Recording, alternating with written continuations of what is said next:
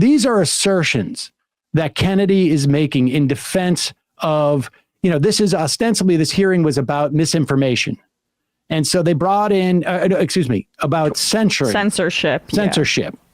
And Kennedy here is making the argument that he was censored for providing the following facts and truth. And so he's going to go through this. And these are things that he's been repeating across wherever the opportunity he has. I want you to listen to these things. It's really fascinating to me because obviously, I had a relationship with Kennedy. I mean, I may still, I don't know. But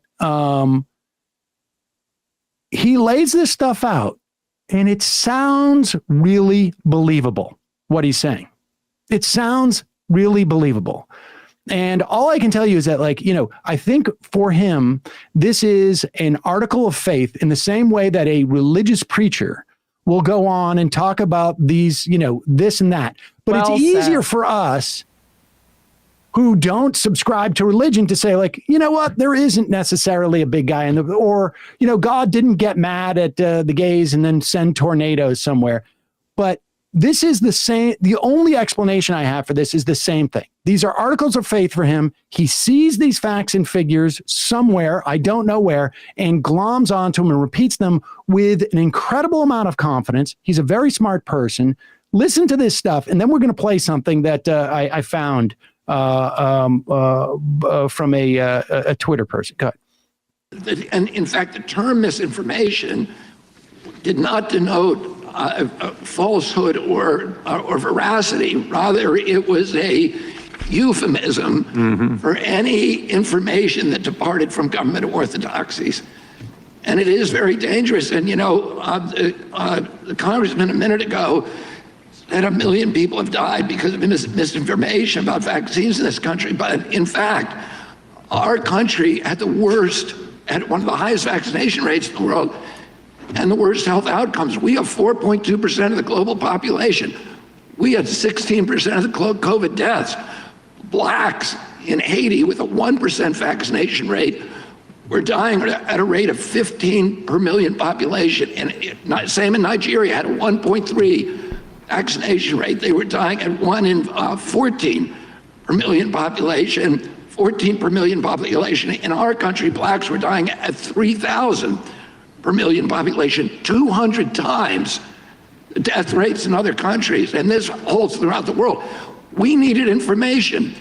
We should have all been sharing information openly and talking to the 15 million doctors through the internet who were treating patients on the front line all over the world and channeling the best therapies, the most successful treatments, so that we can all figure out. All right, pause it there. Okay. And yes, we should be doing that where doctors throughout the world are sharing. They were. They were doing that. I mean, we have, throughout COVID, we spoke to various epidemiologists and to people who've been on the front lines of this.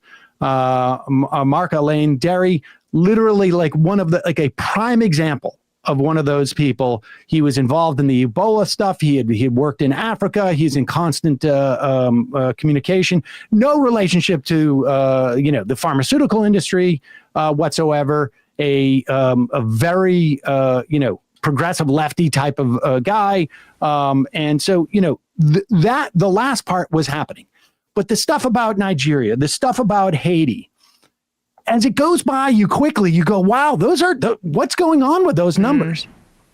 And if you say that, we had, in fact, he said our country had one of the worst outcomes.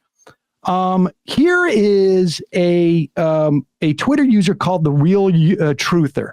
I just started following him because he did a very good job of breaking down. It was, not what Bobby said right there, but those same talking points that he's been using in other places. And it really is astonishing. It goes by relatively quick. But take a look at how easily debunked these things are in terms of and think about how sort of like compelling that testimony was by Kennedy. And now look at this. This is clip number 4.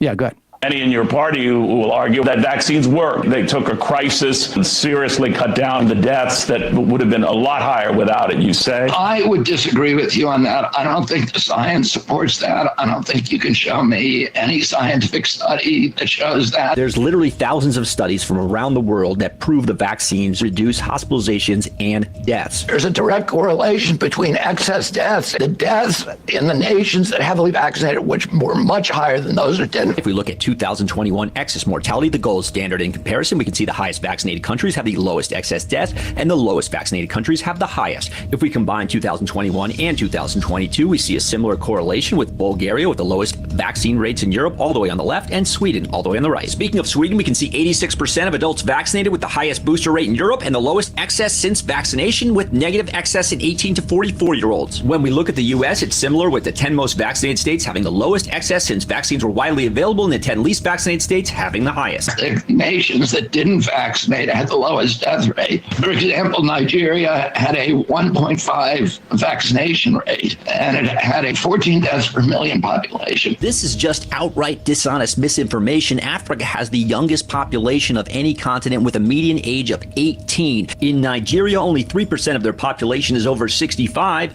They don't test and they don't report excess deaths at all. Only 10% of deaths in Nigeria are actually registered. If we look at 2020, back when nobody was vaccinated, we can see the significant difference back then because of their lack of testing and reporting and their young median age. Haiti had the same thing, almost no vaccination, had 15 deaths per million populations. If we look at Haiti, their median age is 23 years old. They don't test often for the virus, and their excess deaths were 36 times the reported COVID deaths. We were one of the most heavily vaccinated countries in the world. We had the highest death rate in the world. And another lie, the United States did not have even close to the highest vaccine rate or the highest death rate in the world. Oh, that's not a success story. And if we look at the rates of unvaccinated versus vaccinated, we can see the unvaxxed died at significantly higher rates. And of course, this was replicated everywhere around the world. And particularly the nations that used alternative treatments like ivermectin and hydroxychloroquine. This guy's running for president?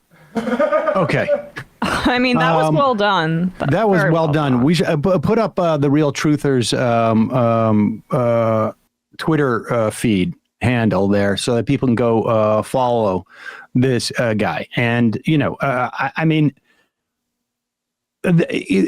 you begin to see how this sort of conspiracy stuff works. And I have no explanation for you know, obviously Kennedy doesn't want to go in front of Congress and perjure himself. We have another clip later where he says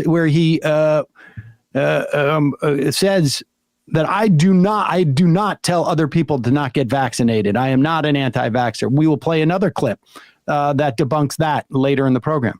But all that said, it's upsetting, but it's important for people to, you know, be aware of this information. Let me just add one thing before we wrap. Like, I think that in his initial testimony, his conflation of black people in Haiti and in Nigeria with American black people or his usage of that as some sort of comparison was strange in and of itself, because it's like some derivation of race essentialism, right? Like the people that draw essentially sickle cell to the color of one's skin as opposed to being near places where there are higher instances of malaria and things like that. Right. I mean, that was another subtle thing that he did there, that he's not being a race essentialist. He's not an anti-vaxxer, but the information that he's espousing backs up those anti-science, anti-biology claims. You don't just get to say you're not an anti-vaxxer because you don't tell individual people don't get vaccinated. It's about the information that you're espousing. And I just thought that was a very troubling rhetorical trick that he relied upon in that testimony. Yeah. And on top of which, He also has told individuals not to get vaccinated. Right. We'll talk about that. But yes, your But point when you stands. said the religious element, Sam, like that is what it is. Like religious fundamentalists. They give you the tip of the iceberg, right? And they make it sound more appealing. I'm not an anti-vaxxer. And then you go behind closed door meetings and it's recorded by the New York Post or recorded by someone sent to the Post. And he's saying that COVID is a bioweapon designed to hurt other people but protect Ashkenazi Jews and Chinese people. And then that's race essentialism too. So it's scary stuff when you boil it down to its like most pure form.